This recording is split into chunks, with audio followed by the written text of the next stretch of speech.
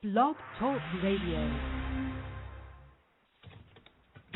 Following ingredients include a look behind the scenes. Cook uncovered until hot. Add grooves to taste. I would like, if I may, to take you on a strange journey. Once upon a time, there was a little girl. The accident was over a year ago. A second woman has been elected president. The 12th planet has been named in the solar system. The last wild polar bear has died. I slept through it all. I was here for my waking. He called it a beginning. He said it was good. I think he may have thought that anything I did was good. Welcome to Transition Radio, live from Hollywood, Florida, with your host and hostess, Mark Angelo and Jessica Lynn Cummings.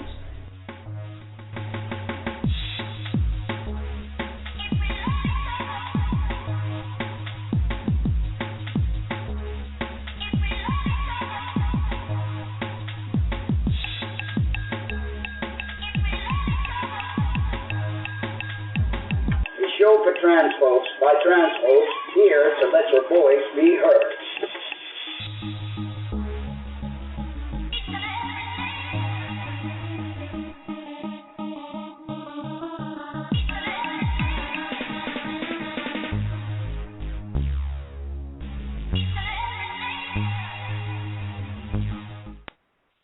Well, good evening, everyone, and welcome to another edition of Transition Radio.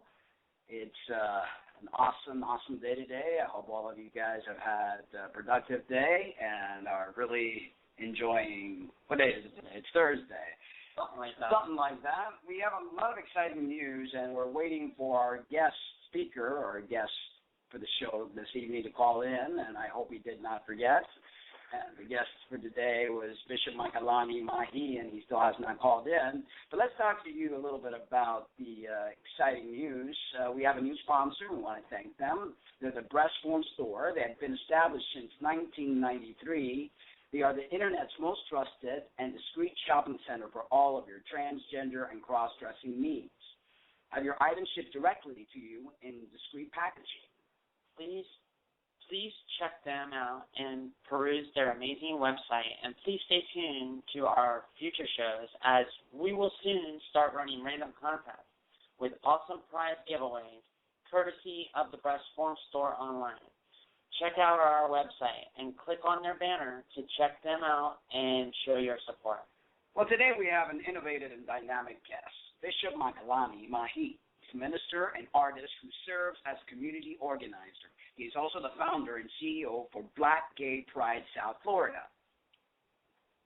He is currently enjoying developing his one-man show and companion book, Busting Hill White Event, in which he explores his experiences growing up in the Pentecostal Black Church. The projects of the Bronx and coming out in those environments and later coming out as a transgender man. The bishop is proud to serve on the staff of the Pride Center and Equality Park. Now, welcome to our show, and let's hope that this is him on the line, Mr. Bishop Makalani-MaHee. My brother, how are you? You almost gave me a heart attack, brother. Oh, believe me, and I think I was suffering from a bit of dyslexia, because only I could have gotten the area code wrong and then wondered why I couldn't dial in successfully. So I nearly gave myself a heart attack, brother. As anal as I am, I'm like, why isn't he calling? I told him to call me. I'm like, okay. Breathe. Oh my gosh. But thank God I figured it out. I inverted the area code. But it is so good to talk to you two, and I cannot thank you enough for creating this time for us to be able to have a conversation. Definitely, and I look forward to the events next week and being part of the board for T-House, the advisory board, and getting to work closer with you. Yes, and it's a pleasure to meet you, Bishop. That was Jessica saying it was a pleasure to meet you. Oh, Jessica, such a pleasure. I can't wait to meet you in person. Ditto, for sure. I cannot wait to meet you. And that should be next week, Tuesday, during the Transgender Day of Remembrance. Yeah, time flies. Tuesday evening with bells on. Yes, we're going to make sure we're 2 minutes late. You know, I couldn't blame you. That's for sure. But a brother was trying, I assure you. It's all good. We love you, Bishop. Okay, I got a question for you. What led you to your ministry? What led you to your ministry? And tell us and the listeners what you are all about. You know, I very simply was raised in a single-parent household in the Bronx, New York City, the projects in the Bronx, New York City.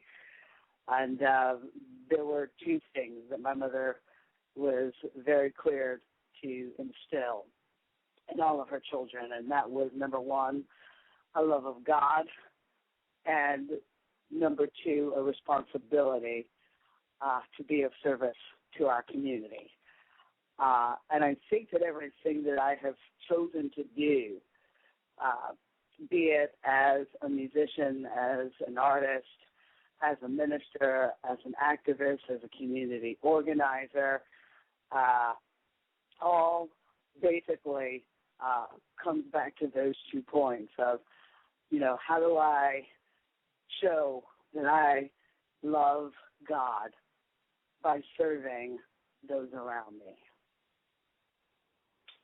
Excellent. It's a great feeling. Yeah, it's. I've often wanted to pursue something like that, and I'm not much for religion. I'm very spiritual. And yes. I think we're really in need right now for a major spiritual awakening. People are thirsty for the truth. Yeah. Not for what the dogmatic beliefs that they have placed upon us, but for the truth. And I think that kind of ministry is something that is very much needed. Let me ask you a question. What does Makalani-MaHee stand for? Makalani-MaHee, my parents were not married when I was conceived. And so MaHee is my mother's maiden name. Makalani is my dad's last name, and it is Trinidadian and African. Okay, but does it have a particular meaning, any sort of? Actually, MaHee is a particular bird, but interestingly and oddly enough, Makalani means scribe. It means writer. Writer. And MaHee? From what I've been able to gather in the islands, it's a type of bird, actually, from what I understand. It sounds Hawaiian, MaHee. But I guess it's MaHee is actually Trinidadian. Makalani definitely sounds Hawaiian, but I got to have a conversation with my dad about that one. But it just goes to show you how intertwined cultures are. You know, that you can, you know, start off with something in Africa and find that it follows through in other native cultures like, you know, Hawaiian.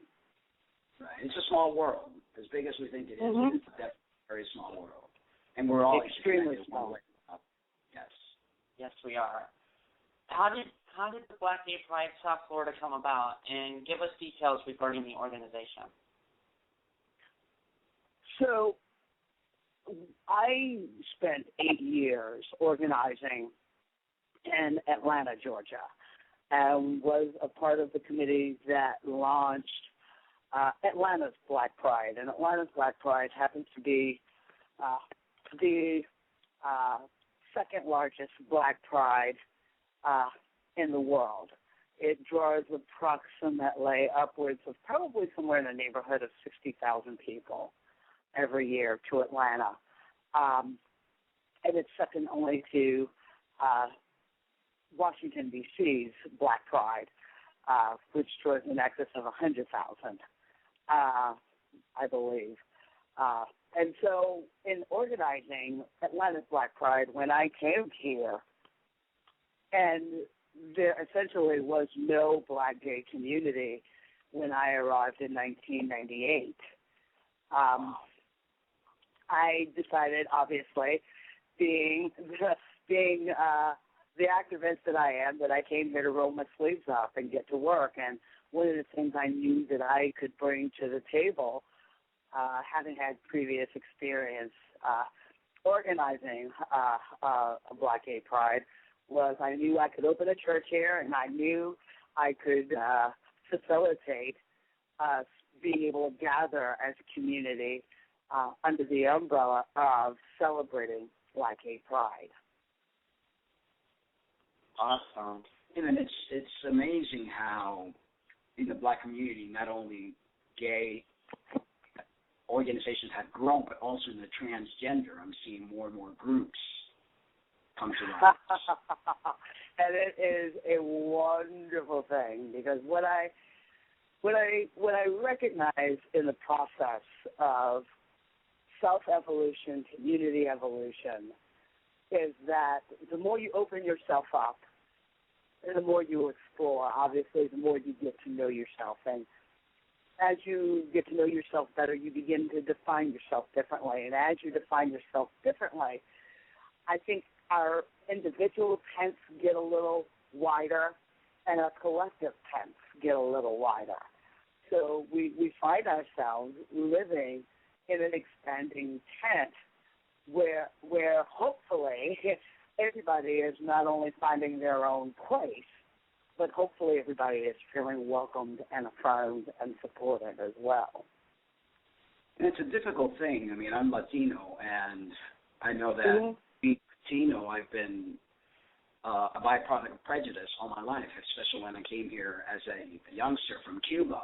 But being Latino, being black, and being gay or being transgender, it's almost like a double whammy.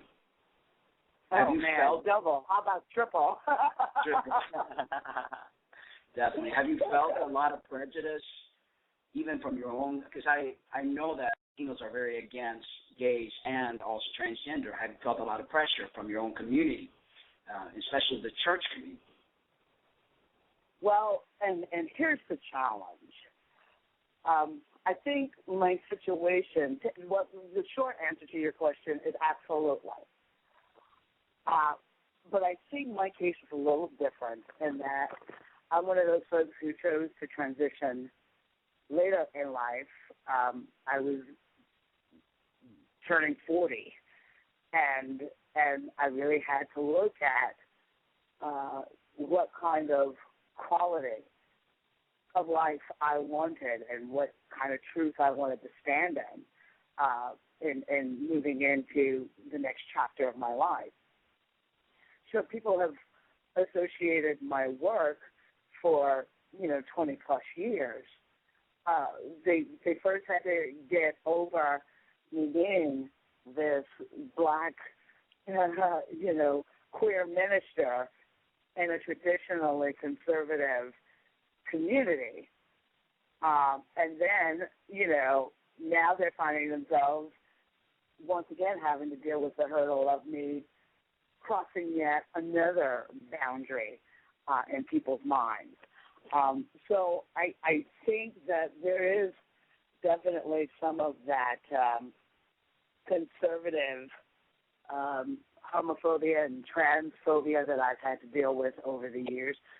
And then I think there's just a part of what I'm experiencing that recognizes that when we take this journey, as both of you well know, the folks that are around us, the folks that are in our communities, the folks that are in our families, the folks that are on our jobs, they end up taking the journey with us. Oh, exactly. And so some of it is just simply a learning curve. And we have to figure out how to be patient with others as they take this journey with us and as we educate, which I got to say, I was watching the clip of you on the Maury Povich show, and the way you seized that moment to be an educational, teachable moment and to appeal to folks' compassion Exactly. And that's what I aim. That's what it's all about. When we have folks take this journey with us, we need them to see us as the human being that very simply is just trying to live their lives authentically. And so that's how, again, we have to balance their ignorance or their learning curve in a way that doesn't do damage to us while they're learning. Exactly, and that's what I aimed. I wasn't too fond about going to the Maury Povich show, but I figured I'm going to turn this into an educational moment. And when I first walked into the stage, when I first walked to the stage, everybody was like looking at me like a freak, and at the end, I got a standing ovation. So that's what we need to do. Well, I mean, it seems like everywhere we go, it's always an educational moment.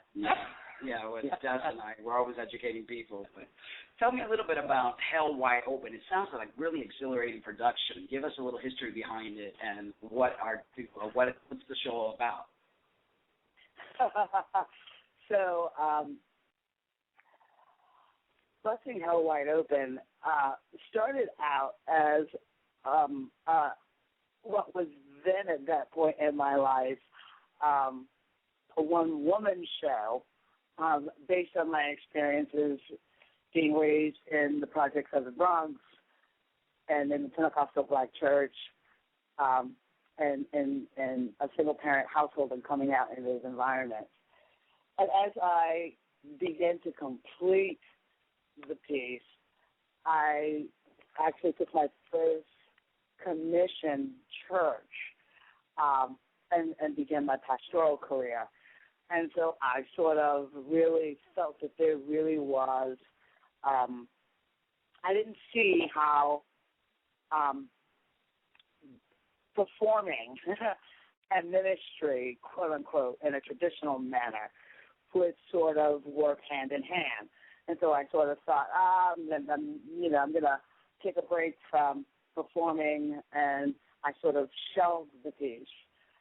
And then there came a point in time when my eyes got opened, and I realized that, we're called to bring our full selves to the table of whatever we do. And God didn't call me into ministry to stop being an artist, but God called me into ministry to use the gifts of the arts in ministry.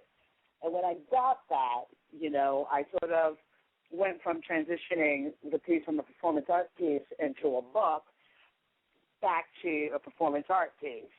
And we workshopped it at the Bakehouse in Miami, which was a really avant-garde performance art space in the Design District of Miami. Rosie Gordon-Wallace from Diaspora Vive Gallery, who is a tremendous straight island sister ally to this community, produced the piece. And then, of course, and sort of workshopping the piece and basically working through editing the book at the same time, and then deciding to transition in the interim, it really took on a life of its own because even the title back then was different. The title of the piece was Sister from the Hood. And once I made a decision to transition, I recognized that one of the fears that I had to confront that had kept me from making the decision 20 years ago was that I had become everything that I was told was an abomination. Everything that I had become everything that everyone hated. And we had a saying in the Pentecostal church. They said, if you were more than a sinner, they would look at you and go, oh, not only are you going to hell, but you're going to bust hell wide open. And I began to think about that, and I began to think about actually embracing the concept of busting hell wide open, because what actually happens is that you come to understand that what you thought was the truth is not actually the truth. The things that scared you, you embrace. And you bust the mythology of hellfire and damnation, you bust that wide open. And so that's how the piece came to be known as Busting Hell Wide Open. That is incredible. That's awesome. I got a real tough question for you, so here we go. Mm-hmm. Who is Bishop, and what makes his heart beat? What's your passion? I gotta say that the things that make my heart absolutely skip a beat is to have a drum anywhere in my immediate reach. as long as I can pick up a drum and or anything percussive and have time with that, that is unbelievable zen and meditation for me. The other thing that just absolutely makes my heart sing is you sound just like Mark with his guitar. I'm sorry? You sound just like Mark with his guitar. Yes. That's my zen. That's my zen. And the other moment that I am blessed to experience over and over and over again, that there's just no describing, is that moment as a minister when I am teaching, preaching, speaking, and you see the light bulb go off in somebody's head. You see the light bulb come on in their eyes, and you know that they are a changed human being, that they will never be the same. Something in their consciousness has clicked. The amount of joy I get from those two experiences are the things that keep me going just a little longer when I want to give up. So how has your transition and journey treated you, Bishop? You know, I'm a Cancer, and I'm told that Cancerians by nature are procrastinators. And the thing about me is that when something needs to be done, and I'm afraid to do it, and then it gets down to the wire, and I have absolutely no choice but to do it, and it ends up being much more simpler than I ever thought it would be, and I go, could have had a V8, like, why didn't I do this earlier? It really wasn't that big of a deal. My transition has been much the same. I mean, the reality is, it definitely has not been a complete, walk through the field of lilies. I have not spoken to my mother since I've made the decision. My family has not understood. And so that definitely has been absolutely crushing and devastating. But the amount of folk who have shown up and wrapped their arms around me and made sure that I have not wanted for anything has been overwhelming. The amount of support I got after making the decision, the folks who showed up to take care of me after surgery, the support I've gotten from my employers at the Pride Center, particularly my supervisor, Jorge Gardella, and having the time I needed to recuperate, and not only having the time I needed to recuperate, but them begging me to come back and tell them what we need to do to make the center more welcoming for trans folks, and how do we start programming here for trans folks. And I recognize that I am in a unique position that most people don't get to enjoy. And so, although there have been parts of this that have been extremely devastating and painful, I feel extremely and overwhelmingly blessed. That's awesome. Let me ask you, what message do you have for the young trans generation and people of our world? You know, one of the things that I constantly dwell on right now is one of the lessons my mom taught me. She would be escorting us wherever she had to go to take care of business. 4 kids, like they called them back in those days, stair steps. 4 kids all one behind the other. We would get on the bus, and when we got on the bus, we would immediately run towards the back of the bus. And my mother would stand in the front of the bus and call us back to her and admonish us and say, people died so you could sit on the front of the bus. Don't you dare willingly go to the back of the bus. And one of the things that I would want our young people to grab a hold of, especially as we prepare for Transgender Day of Remembrance, so people are dying, people have been killed, so we could enjoy the freedoms that we enjoy, so that we can take this movement and visibility to the next level, so that the next generation has more freedoms and liberties than we have. And so what I would say is, don't willingly go to the back of the bus. Don't willingly accept second-class citizenship.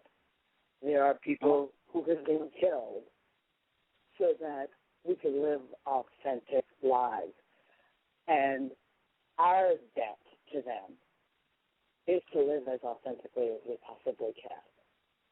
And I want to take a quick minute here to talk about the Pride Center, November 20th, and celebrating the 14th International Transgender Day of Remembrance, located at Pride Center at Equality Park, and that's at 2040 North Dixie Highway, Wilton Manors, Florida. I'll be performing there. Are you going to be performing there as well, Bishop? I am. It will probably be like the first time, so I'm a bit worried about, the post-transitional chops, but we're going to give it the old college try. That's okay. I'm going to be the blonde groupie down at the foot of the stage, cheering you guys on. She was going to do it with me, but she decided to back down because she's got a little stage fright, so I'm going to go ahead and... Oh, there's nothing but love, sis. Nothing but love. Yeah, I'm looking forward to it. I have 2 of my originals that I'm going to be sharing, and awesome. If you want to join me with your drums, I think it'll be awesome. Done. There you go. So, I can't wait. Anything else you want to tell us about the event or any other things? We've got 2 minutes left of the show. Again, what I want to use this time to say is I am grateful that you two use your time, your talent, and your resources to empower a community. I don't think people recognize what goes into you guys providing this type of service and how patient you have to be and how accessible you have to be. And I just need folks to know that I recognize that you guys doing this show is a labor of love, and our community is only blessed because you choose to make those sacrifices to make this happen. And I thank you, and I am grateful for it. Thank you for acknowledging and for your support, Bishop. Yes, definitely. We love this. I mean, I look forward to booking the guests, giving information, and it's a wonderful, wonderful thing. Really, really. Yeah, we like bringing awareness, and, the more that people can call in and have their voices heard, which is the next step, trying to get, our listeners and our followers to actually plan and start voicing let us hear their voice and tell their stories, We appreciate you being here tonight. Looking forward to seeing you on Tuesday. For So sure. looking forward to it. All righty. So we're going to say good night and thank everyone for listening. Thank you so much, Bishop, for being on the show. Yes, thank you. And looking Thank forward you to for seeing you having me. anytime. Very much so. It's a party. All right. God bless. We'll see you Tuesday. Yeah, much love for you. Good night. Hey. Good night. Take care. Thank you, everybody. Good night. Remember, we love you, but don't forget to love yourselves, too. And end the show with a song that I wrote called For Freedom.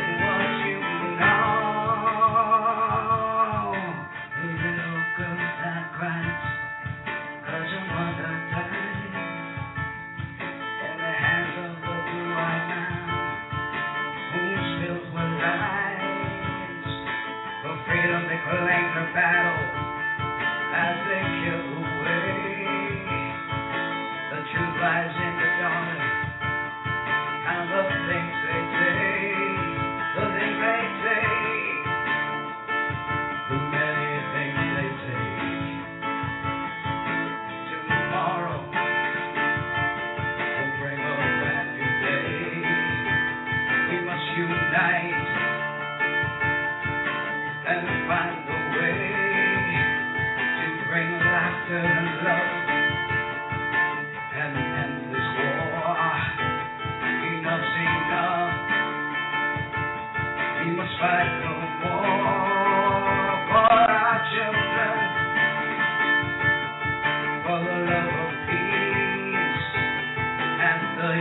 union of all that is, all that is. What are we waiting for? It's up to us, you know. What are we waiting for? It's up to us, you know.